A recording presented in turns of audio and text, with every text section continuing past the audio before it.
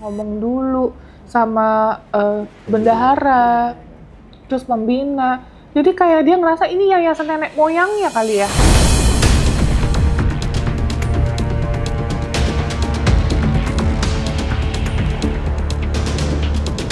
Dan nantinya akan ada seseorang yang akan memakai baju orange, rompi orange dalam waktu dekat ini.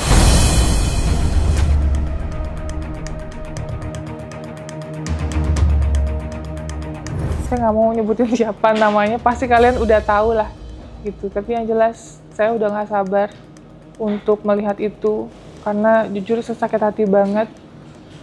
Saya diserang, dihina, dipojokkan sebagai seorang perempuan. Saya merasa punya harga diri.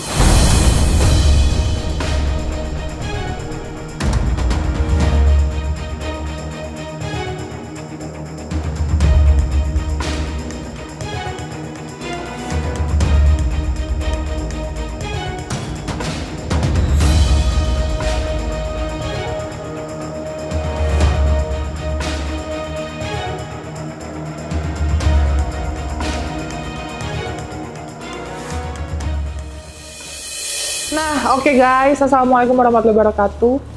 Ini aku lagi ada di rumah bersama dari Star Institute, yaitu ada Mbak Disna dan juga Pak Hari.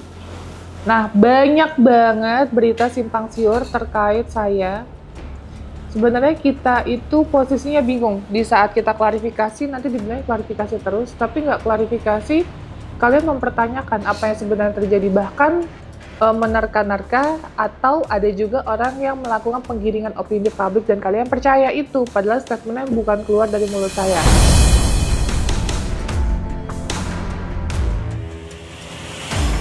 Nah, karena sudah banyak banget terkait berita-berita yang simpang siur, jadi kita mau membahas semuanya satu persatu. Boleh ya Mbak? Boleh. Oke, ini Mbak Disna dan Pak Hari yang akan menjelaskan apa runutnya dan yang sebenarnya terjadi. Oke, yang pertama kita sebut aja inisialnya adalah Gerong, yaitu mantan Ketua Yayasan Rumah Peduli Kemanusiaan.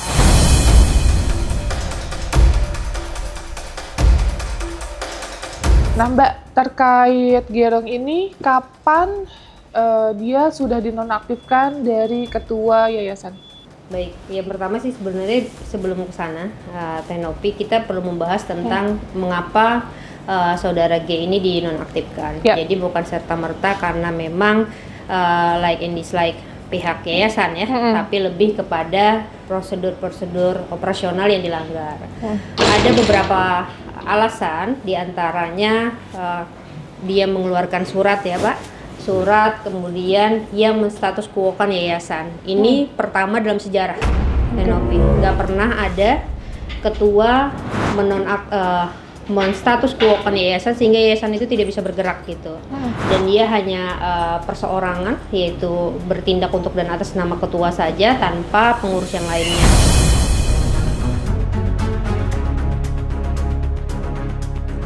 Ini jelas melanggar undang-undang yayasan sehingga harus diambil tindakan tegas agar yayasan itu terus bisa aktif membantu sesuai dengan kinerjanya ya Pak. Yang kedua adalah surat dari Kemensos. Jadi kami bersurat ke Kemensos apakah benar ini adalah arahan dari Kemensos yang mana tindakan-tindakan saudara G ini kemudian ada dasar hukumnya begitu. Ternyata Kemensos menjawab kepada kami sudah 2 kali pertemuan dengan Kemensos, itu tidak ada.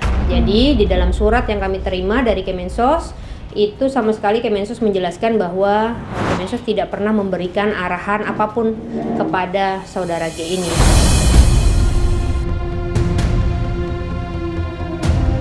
Maka dibawalah kemudian permasalahan itu ke dalam rapat luar biasa ya Pak, rapat luar biasa Dewan Pembina namanya kalau di dalam yayasan, diputuskan bahwa ada pergantian. Jadi saudara G diganti oleh wakil ketua yang naik menjadi ketuanya sekarang ini.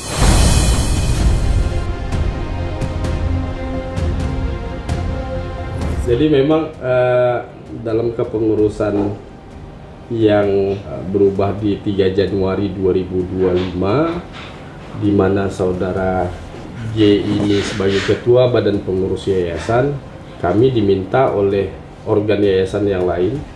Jadi di dalam yayasan itu ada 3 organ. Yang pertama adalah Dewan Pembina, Dewan Pengawas, dan Badan Pengurus. Gitu.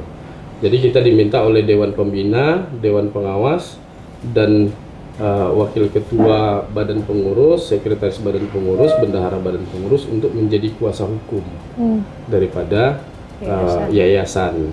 Hanya satu saudara G saja yang tidak memberikan kuasa ke kita, walaupun beliau adalah ketua daripada yayasan.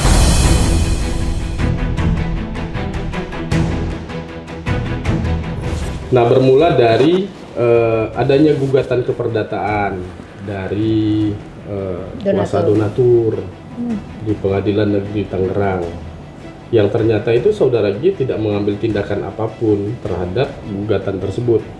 Bahkan 2 kali persidangan gugatan itu saudara G tidak pernah hadir. Sehingga memang organ yayasan yang lain yang juga sangat bertanggung jawab terhadap yayasan mengambil langkah untuk memberikan kuasa kepada kita.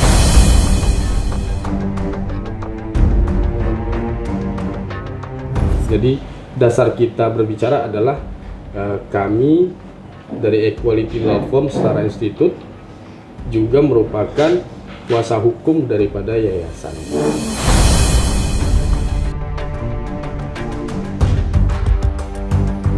Nah, terus tentang berita yang simpang siur sekarang ini kan Mbak, pasti pertanyaan netizen seputar kenapa dikeluarin si Gerong ini? Apakah ada yang disembunyikan dari yayasan kami, atau ada sesuatu yang ditutupi oleh Tenovi gitu? Tenovi katanya ketakutan, Tenovi katanya ketar-ketir.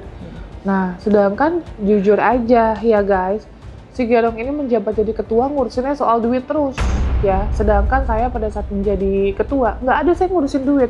Ada yang namanya kita bendahara, yaitu dia mengurusi soal duit. Kalau ketua yayasan aksi nyata membantu orang, itu fungsinya dari yayasan. Banyak banget kita info terkait ODGJ di luar kota Jawa Timur nih. Saya baru pulang dari Makassar, itu saya handle ODGJ lebih dari 8 ODGJ kita handle di Makassar. Terus di daerah Jawa Tengah, terus mana lagi Riau, itu ada informasi yang benar-benar arjen semua. Jambi itu ada informasi. Nah, harusnya kalau sebagai ketua yayasan itu membuktikan aksi nyata kemanusiaan. Saya nanya sama semua tim saya, ada nggak dia menanyakan terkait siapa yang harus dibantu, atau informasi apa yang sekiranya urgent. Banyak orang yang minta butuh bantuan susu di yayasan kami, kita pasti akan berikan ya, sejauh apapun. Misalnya dia chat di hotline yayasan, itu pasti akan kita kirim. Ya berapa box kebutuhan bayi urgent banget ya, kita minta buktinya dulu, misalnya benar nggak anaknya seperti apa, kita video call. Nah, jadi seperti itu. Jadi gimana Mbak pendapat Mbak terkait kalau kita bilang diduga penyalahgunaan jabatan?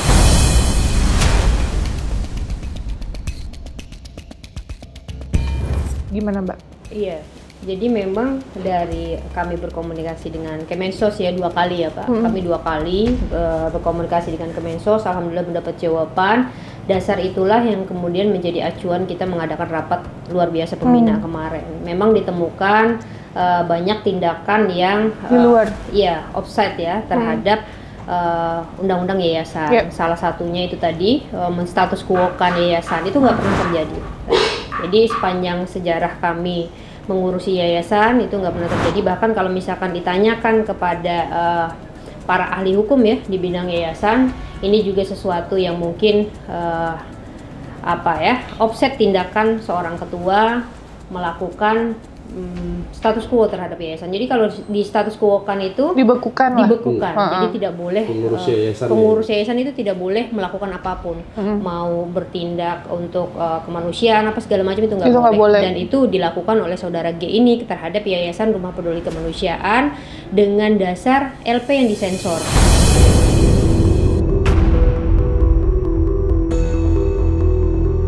Ini kontradiktif. Jadi dasarnya saja kontradiktif. LP yang disensor ini sesuatu yang tidak ada. Jadi Rumah Peduli Yayasan ini sampai hari ini tidak ada yang melaporkan. Jadi Untuk apa LPO itu disensor kalau hanya masuk ke dalam intern yayasan saja, dan itu terjadi pada pertanggal berapa ya Pak? 5 Februari. Jadi 5 Februari 2025 dengan nomor surat 005 SKRPK/3 2025 perihal penetapan status quo yang dilakukan oleh personalnya saudara G ini. Nah, ini sangat bertentangan dengan hukum, baik itu yayasan maupun hukum yang lainnya.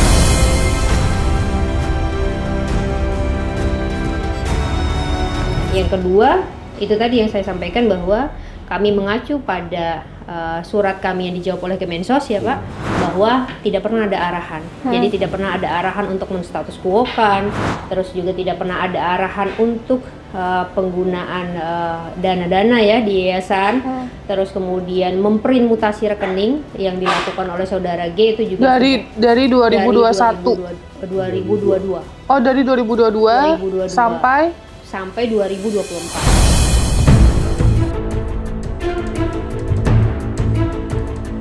Sampai 2024. Tujuannya apa tuh, Mbak? Tujuannya tidak jelas ya. Jadi makanya karena memang tidak ada komunikasi dari saudara G ini kepada pengurus lain, makanya diadakanlah rapat luar biasa pembina itu untuk menggantikan saudara G ini dengan yang lebih memahami atau lebih paham ya Pak di dalam kepengurusan itu.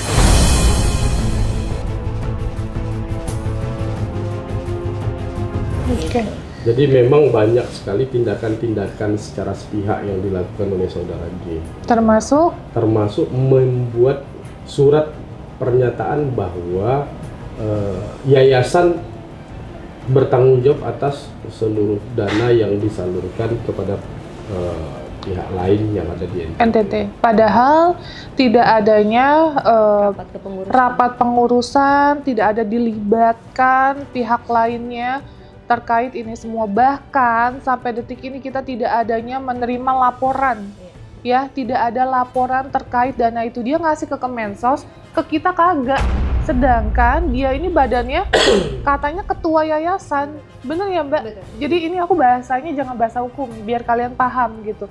Mbak Disna sama Pak Hari menjelaskan bahasa hukumnya, saya menjelaskan bahasa yang saya mengerti. Jadi sampai detik ini, saya sebagai founder atau pendiri Yayasan Rumah Peduli Kemanusiaan aja, ini pertanggal berapa nih? Pertanggal 24 Februari 2025. Kita tidak ada namanya menerima laporan dari si Gerong ya, terkait dana NTT tersebut. Tapi dia mengirim ke Kemensos. Sama ke donatur. Sama ke donatur, ya ke PH donatur. Jadi, kalian bisa berpikir ya, mindsetnya bahwa jangan seolah-olah saya ini terlihat apa-apa salah, saya nafas aja juga salah. Kalau emang kalian mikir saya salah, apa dasar saya salahnya? Gitu. Nah, sedangkan ini saya jelaskan sesuai dengan apa fakta dan bukti yang ada ya Mbak. Iya. Gitu. Dan tujuan dia apa? Memprint mutasi ke bank 2022 sampai 2025 tanpa ada persetujuan dari semua organ yayasan. Nah, sedangkan itu sebenarnya bukan urusan dia kan baru jadi 2024 ya. Jadi saya jelaskan bahwa tugas dan fungsi daripada badan pengurus. Tugas dan fungsi badan pengurus yayasan itu adalah menjalankan program kerja yang sudah disahkan oleh Dewan Pembina Yayasan. Jadi di saat suatu kegiatan itu tidak menjadi program kerja yang disahkan oleh Dewan Pembina Yayasan, itu merupakan suatu tindakan perseorangan. Jadi bukan suatu tindakan suatu lembaga yang berbadan hukum seperti yayasan.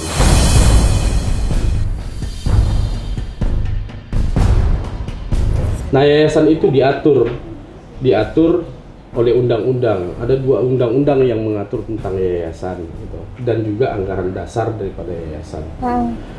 Nah, yang bisa mengangkat dan memberhentikan pengurus dan pengawas daripada yayasan itu adalah badan pembina, Dewan Pembina Yayasan. Jadi tidak bisa serta-merta menjalankan suatu aktivitas yayasan itu berdasarkan kehendak hati walaupun seorang ketua. Ya, betul. Bahkan Teknopi pun nggak bisa memberhentikan saudara G ini. Itu harus melalui rapat kepengurusan badan pembina, rapat luar biasa pembina, baru kemudian ditetapkan apa kesalahan-kesalahannya, baru kemudian diputuskan di dalam rapat itu gitu. Dan itu sudah terjadi.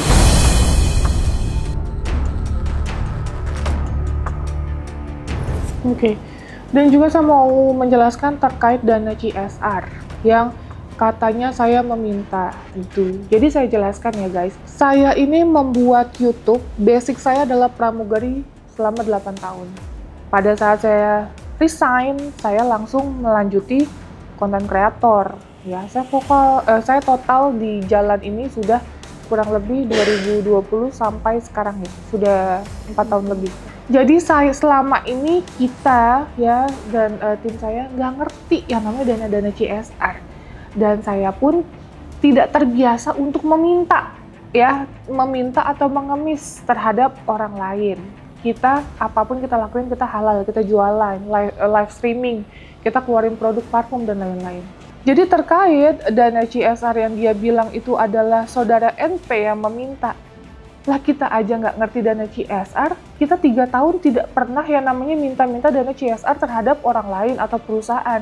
Dia yang menginisiatif, saya ingat banget posisinya, saya ada di mobil mau menuju ke podcast DS. Terus dia bilang gini, Nov, gimana kalau kita minta dana CSR dari Pak JH? Nah, pada saat podcast, tiba-tiba dia sudah meminta, kemarinnya dia sudah datang ke rumahnya DS dan saya nggak tahu itu di luar dari kuasa saya. Makanya bukannya gimmick, ya emang saya tidak tahu bahwa si Gerong itu sudah meminta dana CSR terhadap DS. Saya rasa Ibu NP sangat tahu karena yang pertama kali meminta saya ke Bang Densu untuk meminta dana CSR 100 juta itu adalah Ibu NP sendiri gitu kan. Karena dana yayasan tinggal, ya kita tahu setelah digeser 1, tinggal 2 juta gitu kan. Berarti tinggal 2 juta. Ya. Bisa selamat yayasanmu? Ya. Ya, insya Allah ada Insya jalan. Allah. Perlu bantuan lagi? Perlu. Soalnya udah datang malam-malam kemarin. Iya. Malu-malu Novija katanya saya aja. Teteh nggak tahu. Itu benar-benar Teteh murni nggak tahu. tahu. Karena Teteh udah nonaktif Bang. Itu cuman antara aku aja. Berarti kamu ketua nanti kan? Iya, Iya. udah per hari ini sudah Bang.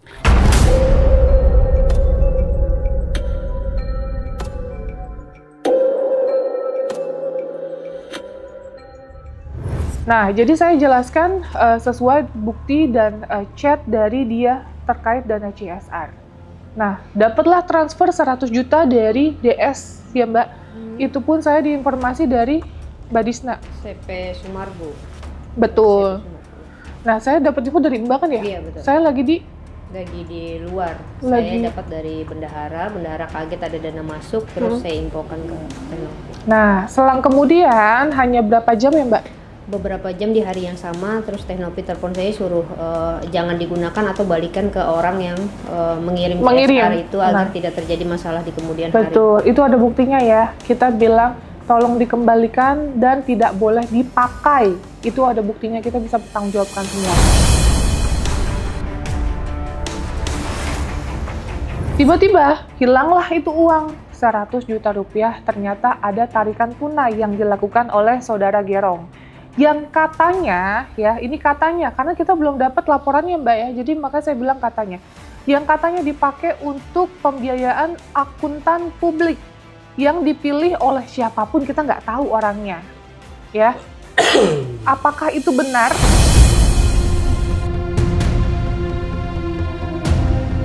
Boleh dijawab Mbak. Iya, dana CSR. Jadi saya jelasin dulu tentang dana CSR itu apa. Oke. Jadi CSR itu singkatannya Corporate Social Responsibility. Itu merupakan tanggung jawab suatu perusahaan, terutama perusahaan berbadan hukum dalam hal ini perseroan terbatas dan yang juga go public terhadap sosial di dalam sosial pada lingkungan perusahaan. Jadi itu CSR.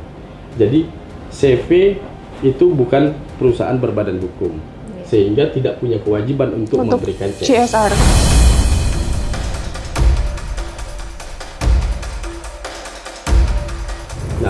tentunya dalam penyaluran CSR ini ada undang-undang yang mengaturnya, yaitu undang-undang tentang perseroan terbatas.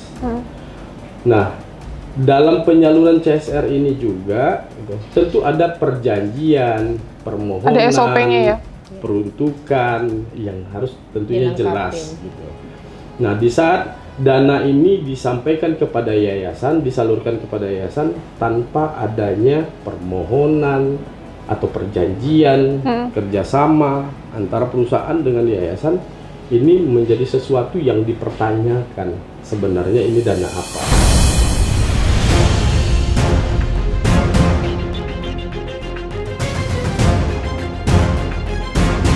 Nah, informasinya juga itu dipergunakan untuk membayarkan Akuntan akuntan publik.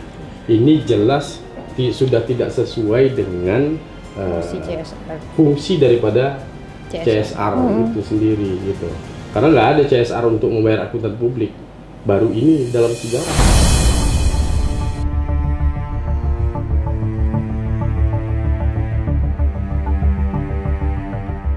Jadi CSR itu biasanya dipergunakan untuk peningkatan UMKM, pemberdayaan lingkungan, gitu, kegiatan sosial kemasyarakatan.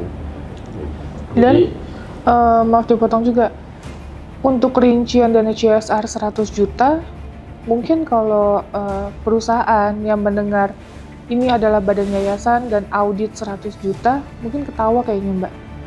Karena dananya sangat besar untuk adanya pembiayaan akuntan publik katanya, atau auditor ya Mbak. Iya. Gitu. Jadi makanya aku agak bingung ketika netizen seolah-olah saya mau dana itu, guys. Saya nggak mau dana itu. Alhamdulillah kita nggak berlebih, tapi kita bisa mencukupi anak-anak asuh saya dan ODGJ yang saya rawat pakai uang saya sendiri. Gitu. Jadi jangan seolah-olah nanti diputarbalikkan dengan fakta yang ada. Nah, ini kita ngomongin dengan fakta yang ada dan kita bisa pertanggungjawabkan semua yang kita ucapkan. Betul ya Mbak? Makanya pada saat 100 juta itu ditarik, saya kaget atas dasar apa kok bisa gitu. Dia melakukan itu tanpa ada namanya ngomong dulu sama bendahara, terus pembina. Jadi kayak dia ngerasa ini yayasan nenek moyangnya kali ya.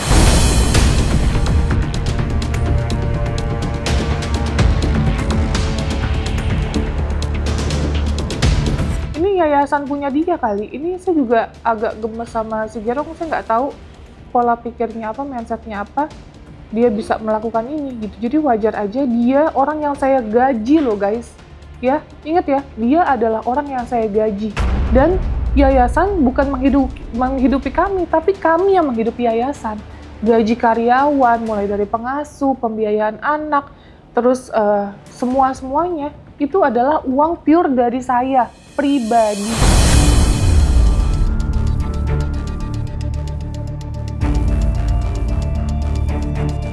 Ya, boleh cek di mutasi rekening saya pribadi ya Mbak, yang saya kirim ke bendahara dan bendahara membagi-bagikan untuk gaji karyawan saya. Betul ya Mbak? Betul. Itu semua bisa dipertanggungjawabkan. Dari awal saya bikin YouTube. Nah, lanjut lagi Pak, silakan. Iya, jadi sebenarnya permasalahan di tubuhnya yayasan itu bukan soal dananya sebenarnya, Kenopi, tapi soal mekanismenya yang tidak berjalan. Betul. Misalkan ada dana tadi masuk untuk audit, itu harus ada perlengkapannya. Jadi ada surat menyurat, terus kemudian surat itu kemudian ditujukan ke pembina mengakses siapa auditornya, baru kemudian dilakukanlah audit. Nah, ini yang tidak ada. Jadi saudara G ini berkasnya dia tahan sendiri, padahal kami sejak tanggal 31 Januari sudah mengirimkan surat klarifikasi agar seluruh dokumen dan ada klarifikasi dari pihak saudara G, tapi tidak dilakukan. Ini yang kemudian menghalang-halangi kami untuk melakukan audit. Itu. Yang kedua, jadi kita nggak bisa audit Mbak? Kita bisa audit, tapi hanya audit yang diarahkan oleh Kemensos. Yaitu? Jadi audit mengarahkan kita, Kemensos berdasarkan surat mengarahkan kita untuk melakukan audit ya Pak. Itu audit tahunan di tahun 2024 ini. Gitu. Itu arahan lisan kalau arahan lisan dan sedang berjalan. Jadi memang yayasan menunjuk akuntan publik untuk melakukan audit keuangan yayasan tahunan ya.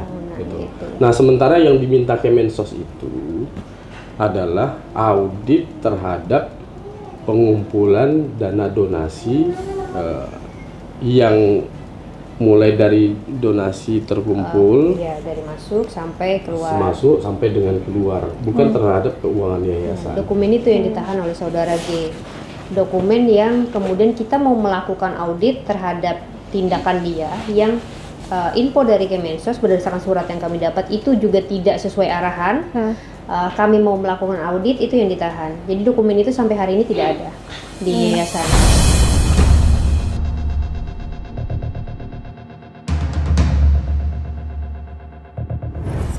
Project base ya Pak auditnya gitu, itu yang nggak ada. Jadi kita hanya melakukan terhadap audit tahunan yayasan. Jadi sejak 23 sampai 2024 gitu. Jadi jangan dibilang Teh Novi takut diaudit, kagak ada yang namanya kita takut guys. Saya pribadi nggak ada yang namanya takut. Ada selentingan lagi ya kan, saya nggak tahu lah tuh buzzer atau seperti apa. Kata saya terima uang cuci-cuci, cek aja. Kan saya udah bilang, bahkan saya ngomong di media, rekam ya, tolong rekam ya, saya record ya. Kalau emang ada uang yang masuk di yayasan katanya pencucian uang atau apa, kan saya siap. Saya siap, apapun itu hukumannya. Gitu, bukan saya menantang, karena emang saya tidak merasa.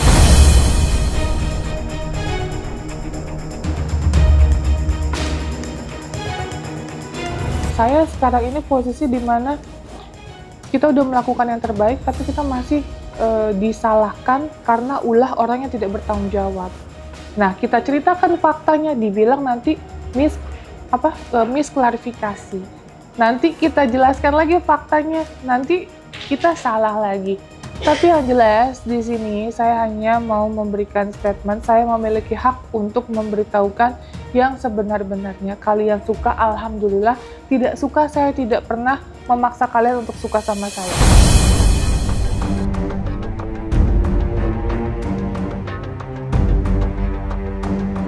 Ya, jadi itu yang dijelaskan, bahwa saya tidak pernah takut untuk diaudit ya Mbak.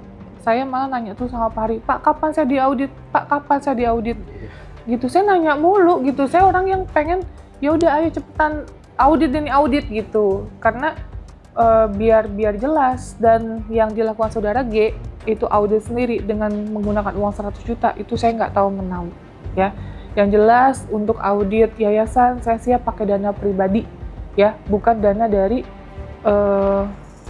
CV, pihak manapun, ya gitu. Dan saya dijelaskan tidak pernah meminta ya, tidak pernah meminta uang ataupun bayaran podcast ya Mbak.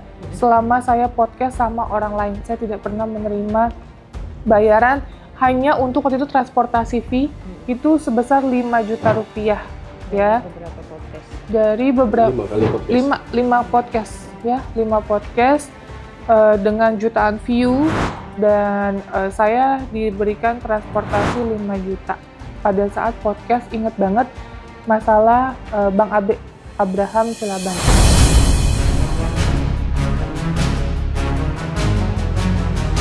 Terus waktu itu mediasi di Gedung Juang, itu saya mendapatkan setengah dari AdSense DS, yaitu sebesar 35 juta. Nah, dengan rincian seperti ini guys.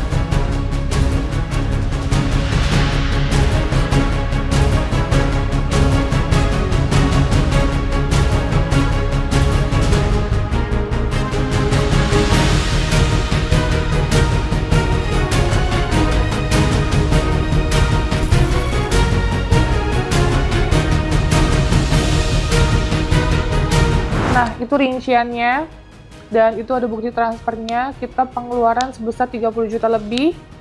Jadi kalau kalian bilang, saya orang yang diuntungkan, saya untung apa? apakah sisa uang dari podcast atau bayaran fee transportasi cukup untuk menghidupi kehidupan saya, sedangkan dengan adanya masalah ini saya tidak bisa total bekerja seperti biasa, yang biasanya kita ada terima endorsement, ada endorsement menghubungi kita, terus adanya ngajak kerja sama apa gitu. Nah ini tidak ada, dan saya pun membuat video YouTube baru mulai lagi, ini kita dari nol, karena algoritma kita jadi rusak guys, karena saya tidak ada meng-up video-video baru selama case ini. Jadi apa keuntungan saya? Tidak ada sama sekali.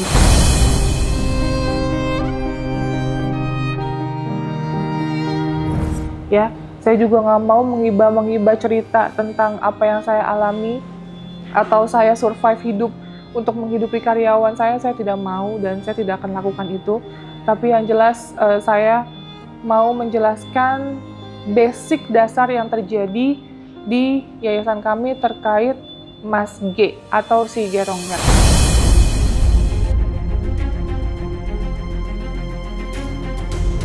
Kalau saya sih secara pribadi ya, kita ya Pak, kuasa hukum yayasan berharap ke Mas G untuk segera mengembalikan seluruh dokumen yang ada di dia agar tidak menghalang-halangi peraturan undang-undang yang berlaku gitu. Karena memang dokumen yang dia tahan itu pasti akan mempengaruhi segala sesuatunya gitu, baik itu bagi proses penegakan hukum ke depannya maupun bagi kelanjutan dari pihak yayasan ya Pak. Karena kita sudah menyurat itu tadi sejak tanggal 31 Januari tidak berbalas sampai kemudian akta kepengurusan disahkan dan kemudian surat Kemensos juga datang ke kami sudah juga menguatkan data-data kami yang kemudian sampai hari ini dokumen yang di tangan Mas G itu belum dikasihkan baik itu ke salah satu pengurus maupun ke seluruh pengurus. Jadi di keep sendiri termasuk mutasi rekening yang Mas G print ya, itu per tahun 2022 sampai 2024 yang itu sama sekali tidak atas perintah persetujuan dari yayasan gitu.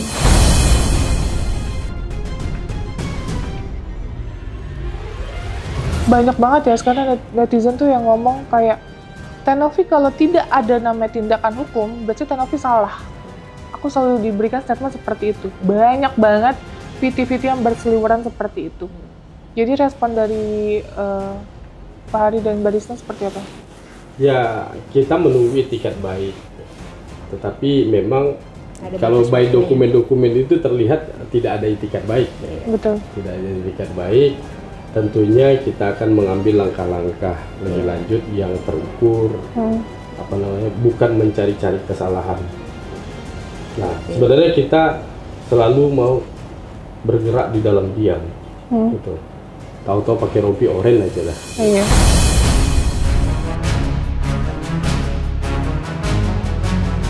Kalau tadi ada bahasanya bahwa tidak ada mengambil tindakan hukum, kita sudah mengambil tindakan hukum sejak 31 itu teh. Kita mengirimkan surat klarifikasi itu tidak terjawab oleh saudara G. Kita minta pengembalian data juga tidak terjawab oleh saudara G. Terus kemudian kita mengirimkan surat yang sama ke Kemensos termasuk ke saudara G ya. Jadi surat itu kami tembuskan, itu juga tidak terjawab. Terus yang terakhir adalah surat peringatan yang kemudian tolong itu segera dikembalikan dalam waktu 2 kali 24 jam. Kalau tidak? Dan itu juga tidak terjawab sampai hari ini. Maka nanti hasil ini tentunya kami sebagai kuasa hukum akan membawa berita ini ke pihak yayasan, dirapatkan, nanti langkah pengurus yayasan yang kemudian nanti mengambil sikap begitu. Oke. Apakah dibawa ke ranah pidana atau ke ranah perdata gitu. Atau dua-duanya, ya semua kemungkinan bisa terjadi.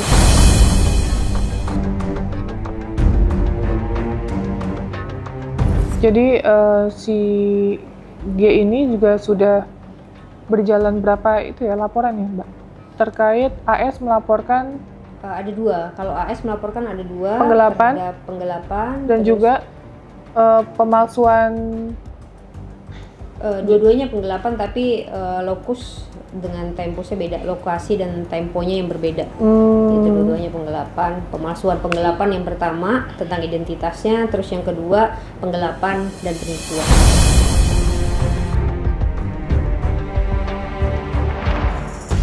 Jadi itu ya guys, semua yang terjadi. Kalau saya sih, mungkin kalian sudah familiar terhadap Ibu Lia Latifah selaku dari Ketua Komnas Perlindungan Anak. Dia waktu almarhum Pak Ari Sirait meninggal, dia menjadi pejabat PLT ya, PLT di Komnas tersebut. Dan kalian lihat apa yang dia lakukan bersama kolaborasi bersama saya, itu ngebantu anak-anak yang ada tindakan kekerasan seksual dimanapun. Kita sampai tengah malam, sampai subuh-subuh kita ke Serang waktu itu sama beliau. Itu benar-benar menjalani tugas dengan amanah ya. Namanya juga ketua, tetap harus mau yang namanya gerak capek. Nggak ada tuh yang namanya ketua pengennya jam kerja aja, nggak ada ya. Kita kerja namanya kemanusiaan itu tanpa batas. Setiap ada orang butuh bantuan, mau tengah malam kita jalan. Kalau selama itu urgent banget ya. Nah, makanya saya belajar banyak terhadap Bu Lia. Saya mikirnya waktu awal itu adalah si Gerong itu bisa menjadi orang yang sama seperti yang saya lakukan. ODGJ di jalan tuh banyak, mandiin deh tuh ya, bantu, telepon ke dinas sosial, bisa nggak lakuin itu? Saya nggak pernah ngelihat ya, beliau itu berinisiatif selama kerja sama saya, mau membantu ODGJ yang terlantar. Di jalan, atau mungkin mengajak kami ke panti asuhan, atau duafa, atau apapun itu yang terdekat lah, panti rehabilitasi yang ada di Al-Fajar Basri itu pun tidak ada.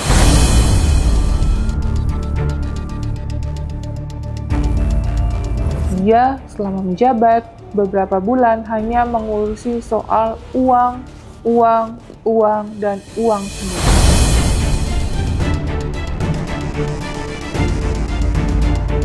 Ya, jadi kalau misalnya kalian sekarang ini berpikir siapa yang salah, siapa yang benar, saya pasti ada salahnya.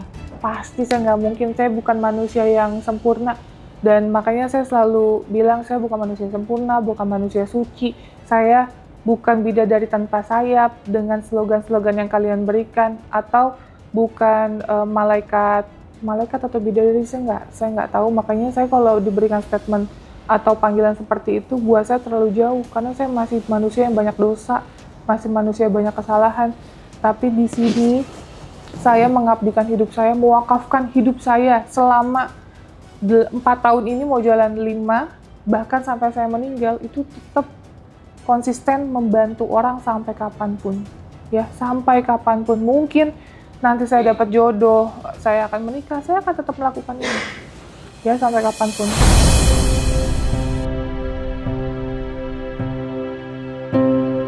Dan apapun yang saya lakukan, saya tidak butuh penilaian manusia.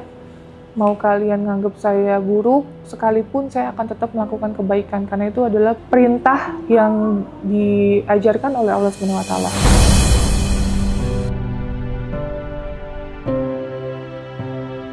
Jadi semuanya dengan berita-berita yang simpang siur saat ini, saya nggak mau bikin rame lagi, saya nggak mau huru-harain lagi. Kalian lihat aja, kalau nantinya akan ada preskon lagi mengeluarkan pemain baru, yang jelas itu bukan dari kami udah mau selesai, mau fokus terhadap urusan pidananya aja Mbak.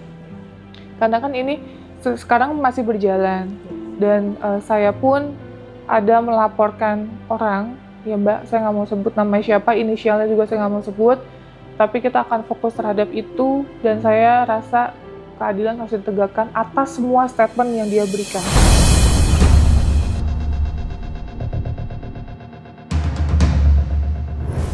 Nah, oke, itu aja guys. Jadi nanti kita lihat perkembangan yang terbaru dari urusan aku. Dan nantinya akan ada seseorang yang akan memakai baju orange, rompi orange dalam waktu dekat ini.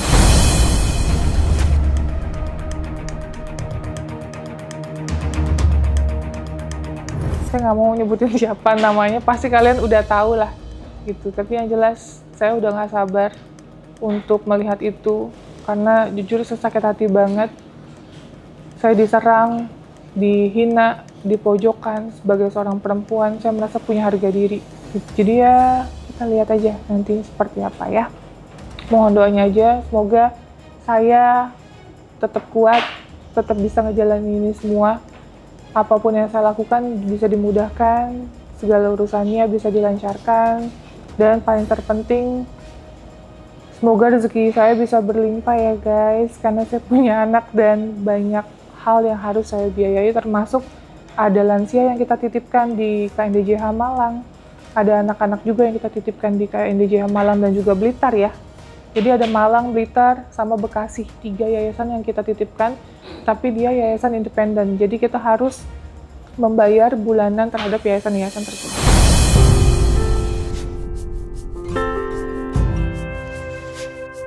Itu aja sih. Ya kalau dari aku, terima kasih sekali lagi. Doain Star Institute tetap semangat, Mbak Disna dan juga Pak Hari, yang diuber-uber sama media setiap hari. Karena dimintai klarifikasi terkait huru hara adalah pemain baru yang dikeluarkan ya Mbak. Nanti kita yang diuber-uber gitu. Mereka yang bikin alur drama ini panjang, kita yang diuber-uber media gitu. Jadi yang diuber sama media biarlah mereka aja. Kita kasih panggung mereka. Kita udah capek ya. Kita fokus aja terhadap prosesnya, penyelesaiannya ya. Biar selesai nih, kalau nggak kelar-kelar soalnya. Ada lagi drama Indosiar terbaru yang nangis-nangis gitu ya. Ya udahlah ya, itu aja, nanti panjang. Oke, terima kasih sekali lagi Mbak Disna, Pak Hari, terima kasih banyak. Doain ya Mbak Disna, Pak Hari sehat-sehat, panjang umur, selalu dalam lindungan Allah Subhanahu wa taala. Amin. Oke, bye guys. Thank you. Assalamualaikum warahmatullahi wabarakatuh. Many more will come, many more under the sun. Pack your finest suit. We will keep it steady.